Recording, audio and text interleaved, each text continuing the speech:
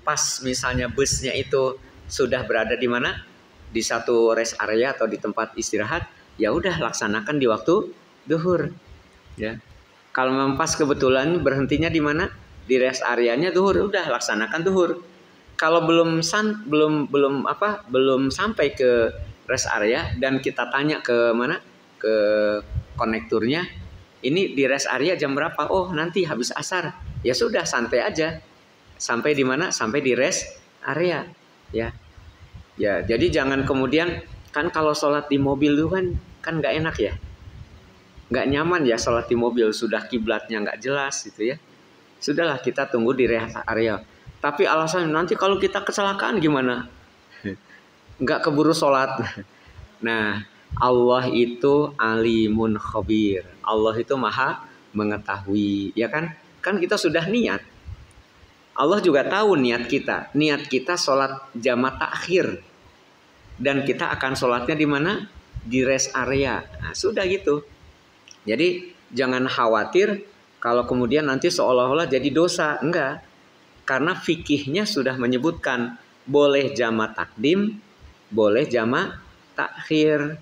Nah, kalau kita ingin mentakdim tapi dalam keadaan yang tidak nyaman, wah pokoknya harus takdim ini. Sholat di mana? Di mobil misalnya.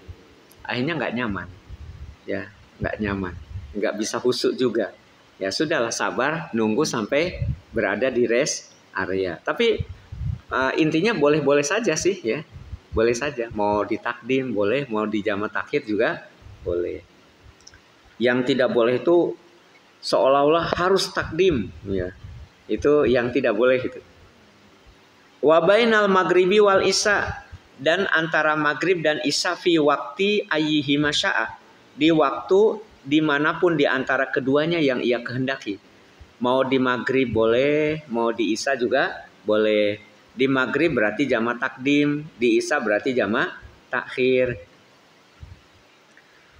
Wa yajuju lil hadir, dan boleh bagi yang hadir. Hadir itu maksudnya apa? Bagi yang mukim. Al hadir itu artinya yang mukim. Fil matori, di waktu hujan, ayyajma'a bainahuma, untuk menjama di antara keduanya. Ya. Ayyajma'a bainahuma, untuk melaksanakan sholat jama di antara keduanya, yaitu duhur, asar dijama karena mator. Kemudian maghrib dijama dengan isya. Nah, tapi matornya harus terjadi di waktu maghrib atau di waktu duhur, ya. Jadi kalau dulu saya di pondok itu sering sekali tuh menjamak jamak mator itu. Jadi pas sholat duhur hujannya deras, terus akhirnya langsung komat lagi sholat asar. Ya, itu dibolehkan. Kemudian atau maghrib nih, maghrib kemudian hujan, maka kita boleh menjamaknya. Apakah hujannya harus goziron, harus yang deras? Saya baca buku, dia menganalisa hadis-hadis tentang jamak mator, dan kesimpulan dari buku itu bahwa jamak mator itu tidak dipersyaratkan deras hujannya. Yang penting hujan. Tidak harus deras sekali itu ya, baru dijamak. Ya, atau misalnya gini, kalau hujan biasa ya berarti nggak dijamak ya. Gerimis misalnya. Yang penting hujan. Ya. Hujan itu artinya apa? Turun air dari langit. Udah hujan gitu. Ya. Pokoknya hujan itu ya boleh tapi ingat, ini hukumnya yajuz. Hukumnya apa? Yajuz. Yajuz itu boleh. Ya, jaiz. Artinya boleh itu ya sifatnya tidak harus dijama. Ya. Makanya kalau sifatnya yajuz, ya saya kalau dengan anak-anak santri, kalau hujannya ya hujan kecil-kecil biasa, ya maka ya sudah nanti aja sholat isyanya. Tapi kalau hujannya agak besar, ya barulah dijama. Atau memang hujannya berpotensi besar itu ya. Karena hukumnya yajuz. Hukumnya apa? Boleh. boleh dijamak, boleh juga tidak dijamak, tidak mengikat wajib dijamak, tidak. Gitu ya. Kemudian ayyajma'a bainahuma fi waqtil ula minhuma, di waktu yang pertama di antara keduanya. Di waktu yang pertama di antara keduanya. Jadi misalnya gini, biasanya mungkin peristiwanya antara maghrib dan isya. Misalnya gini, ba'da maghrib itu biasanya ada pengajian. Biasanya ada apa? Pengajian. Kemudian jamaah itu datang ke masjid sebelum maghrib. Kemudian adzan berkumandang. Kemudian melaksanakan sholat apa? Sholat sunnah. Tiba-tiba hujan deras sekali. Kemudian dari takmir masjid mengumumkan, para bapak ibu, karena ini hujannya sangat deras, ya maka insya Allah sholat kita dijamak ya. Ya, sholat kita dijamak. Ya, tapi nanti dijamaknya setelah pengajian. Ya. Jadi sekarang pengajian dulu saja, nanti sholatnya di waktu isya. Nah, boleh tidak? Tidak boleh. Ya, jadi tidak boleh dijamak takhir. Harus di mana? Di waktu yang pertama. Yaitu apa? Sholat maghrib dulu. Nah, setelah sholat maghrib kemudian sholat isya, kemudian baru pengajian. Ya, begitu. Saya punya pengajian itu ada yang ba'da maghrib. Kalau kemudian hujan langsung sholat apa? Sholat jamak mator dulu. Nah setelah sholat jamak mator, pengajiannya santai. Pengajiannya santai karena sudah sholat apa? Sudah sholat isya. Maghrib sudah, isya sudah. Nah yang tidak boleh ditakhirkan. Ya. Jadi sholat maghribnya ditarik ke isya. Ya, jadi bapak ibu kita pengajian dulu aja ya. Kita kan niatnya untuk apa? Menjamak sholat ya, jamak mator ya. Nah itu tidak diperbolehkan. Baik, jadi saya ulangi, menjamak itu boleh antara duhur dan asar di waktu manapun yang kita inginkan, mau di duhur mau di asar silahkan. Kemudian maghrib dan isya di waktu manapun yang kita kehendaki, mau di maghrib atau di isya. Kalau di waktu pertama namanya jamak takdim, kalau di waktu kedua namanya jamak takhir. Nah, kemudian boleh kita menjamak mator ya, maghrib dengan apa? Dengan isya, duhur dengan asar. Tapi di sini berlaku nggak qashar? Tidak berlaku. Ya, tidak berlaku qashar. Mau qashar karena hujan, nah, tidak boleh.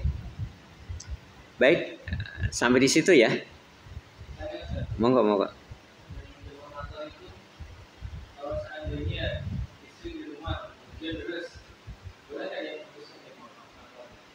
Ya, secara hukum itu boleh karena namanya juga jamak mator dalam keadaan hujan. Ya.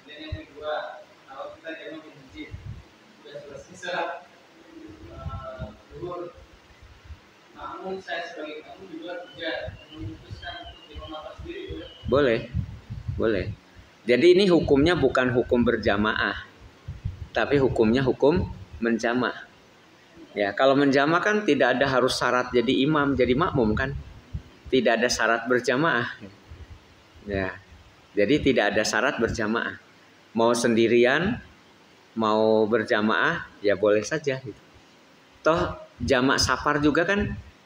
Jamak safar apa harus bareng-bareng? Tidak kan? Nah, jadi jamak safar juga boleh sendirian, boleh berjamaah. Begitu. Ya. Yeah.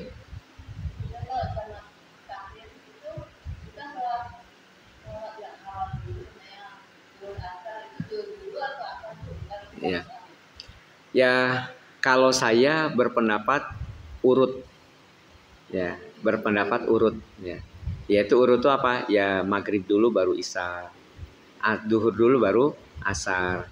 Walaupun ada juga yang berpendapat begini, berpendapat kebetulan pas datang di suatu masjid ya sedang sholat isya. Akhirnya kita ikut berjamaah isya dulu, baru nanti berikutnya sholat maghrib. Nah itu bagian pendapat ya, boleh saja untuk diikuti. Ya. Tapi kalau saya lebih senang urut, lebih senang adalah urut. Ya maghrib dulu baru isya, duhur dulu baru asar gitu. Ada lagi? Kalau tidak ada kita lanjutkan sholat Jumu'ah. Ini sebutnya untuk bapak-bapak. Tapi nggak apa-apa ya, nanti para ibu nyampaikan. Sholatul Jumu'ati, ya, bukan sholat Jum'ah ya, sholat Jumu'ah. Ya, jadi hari Jumat itu versi Indonesia, versi Arabnya itu Jumu'ah. Ayu yaumin hadal yaum, hadal yaum yaumul Jumu'ah. Nah, Jumu'ah ain, yaumul Jumu'ah, bukan yaumul Jum'ah, tapi yaumul Jumu'ah. Ya. Wasyaro itu dan syarat-syarat wujubil Jumu'ati, syarat-syarat wajibnya orang melaksanakan Jumat itu sab'ata asya, ada 7 perkara. Sab'ata asya. Jadi orang diwajibkan melaksanakan sholat Jumat itu karena ada 7 hal. Yang pertama al-Islam, dia Muslim. Nah, jadi kalau orang kafir ya tidak ada kewajiban itu, makanya kadang-kadang orang itu menakut-nakuti umat Islam, menakuti orang-orang non Muslim. Nakutnya kalau kalian nanti kalau Islam itu menang, kalian dipaksa sholat. Ya, seolah-olah mengerikan itu ya, dipaksa masuk Islam, dipaksa sholat. Padahal Islam itu tidak memaksa orang untuk melakukan ibadah, bahkan tidak boleh untuk apa dia sholat belum masuk Islam. Masuk Islamnya pun juga tidak dipaksa ya. La ikroha fiddin. Maka aneh kalau ada yang berpendapat nanti kita dipaksa sholat dan sebagainya. Nah, itu aneh. Yang pertama syaratnya al-Islam. Orang yang bukan Muslim ya tidak diwajibkan. Wal bulugh, dan dewasa atau balik. Bulugh itu kalau versi laki-laki adalah ihtilam, bermimpi. Ya, bermimpi atau 15 tahun. Jadi kalau ada orang yang belum bermimpi tapi usianya sudah 25 tahun. Ya. Jangan mengatakan dia belum balik. Ya. Anda sudah balik, Anda kok tidak sholat? Ya nggak apa-apa, saya kan belum balik. Emang usia Anda berapa? 25 tahun. Loh, itu 25 itu sudah balik itu. Tapi kan saya belum ihtilam. Tidak bisa ya. Jadi dalam madhab Syafi'i, ihtilam atau 15 tahun. Itu gimana? Nah, itu nanti jatuhnya rufi al-qalam. Ya. Itu jatuhnya majnun ya. Kategorinya majnun ya. Junun itu apa? Gila ya, kegilaan. Kategorinya nanti kegilaan. Nah, jadi ihtilam atau 15 tahun. Kalau perempuan haid atau 15 tahun. Pokoknya laki-laki dan perempuan itu kalau sudah 15 tahun sudah diponis balik gitu ya, sudah diponis balik. Mau ihtilam atau tidak, mau haid atau tidak. Wal aql, dan berakal. Artinya goir majnun, tidak gila. Maka orang yang gila itu tidak diwajibkan untuk sholat. Ya, baik sholat Jumat atau sholat Jumu'ah atau sholat yang lain. Nah, maka tidak wajib bagi dia. Tapi kalau dia kemudian sholat, maka yang dapat pahala siapa? Kalau dia sholat, maka yang dapat pahala siapa? Orang tuanya. Orang tuanya. Ya. Anak-anak juga sama. Anak-anak kita kalau dia sholat berarti yang dapat pahala siapa? Ya orang tuanya. Nah jadi walaupun masih kecil belum punya kewajiban sholat, ajaklah sholat. Ya. Ajarkan untuk sholat. Insya Allah pahalanya bagi orang tua. Nah itu sama juga ya. Tapi jangan sampai kemudian melarang anak sholat ke masjid ya. Tetap diajak ke masjid tapi dikondisikan. Nah dan kalau kita sudah berusaha mendidik anak-anak ya, insya Allah pahalanya besar. Dan juga mungkin sedikit saya menyimpang dari materi, mumpung ingat ya, para bapak dan ibu, kalau kita punya anak yang meninggal dunia,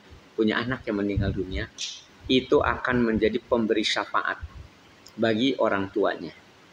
Jadi di dalam kitab Ihya Ulumuddin disebutkan nanti para malaikat tuh nyuruh anak-anak kecil, anak-anak yang meninggal dunia di dunia masih kecil itu, mereka disuruh ayo masuk surga, masuk, maksudnya masuk surga ya. Kemudian si anak-anak tuh tidak mau. Ya. Saya tidak mau masuk surga. Saya ingin tahu dulu bapak ibu saya gimana. Ya. Jadi mereka ingin tanya dulu bapak dan ibunya. Bapak ibu kalian tidak sama dengan kalian. Bapak ibu kalian banyak dosa. Harus dihisab dulu. Harus pokoknya dihisab dulu, nanti diproses dulu. Nah, akhirnya si anak-anak itu tidak mau. Saya tidak mau masuk surga kecuali dengan bapak dan ibu saya. Gitu mensyaratkan anak-anak itu. Akhirnya apa? Allah kemudian bertanya kepada malaikat, ya, ada apa? Dan diceritakan malaikat anak-anak itu sebenarnya Allah tahu ya, cuman ini bagi Allah sebagai ya sebuah peristiwa yang diceritakan itu. Anak-anak ini tidak mau masuk ke surga kecuali dengan bapak ibunya. Akhirnya kata Allah, baiklah, silahkan kalian masuk dengan orang tua kalian. Nah, jadi anak-anak kita yang sudah meninggal dunia, insya Allah akan menjadi pemberi syafaat dan akan membawa kita masuk surga. Jadi jangan bersedih ya. Insya Allah anak-anak kita akan menjadi penghantar kita masuk surga. Yang penting kita tetap istiqomah dalam keimanan dan amal soleh ya. Gimana? Ya. Sudah ada ini ya, sudah ada ya. Ya bisa jadi termasuk kategori sudah anak ya itu. Nah, walaupun sebenarnya kalau disebut walad itu anak itu atau ibnun biasanya sudah lahir ya. Sudah lahir. Ya. Ya. Nah, saya belum tahu itu ya. Cuman sepemahaman saya disebut walad itu anak kecil, anak yang sudah terlahir dan sudah bermain-main. Dia tahu ibunya kan dia sudah mengenal. Dia tahu bapaknya berarti sudah mengenal. Kalau di perut ibu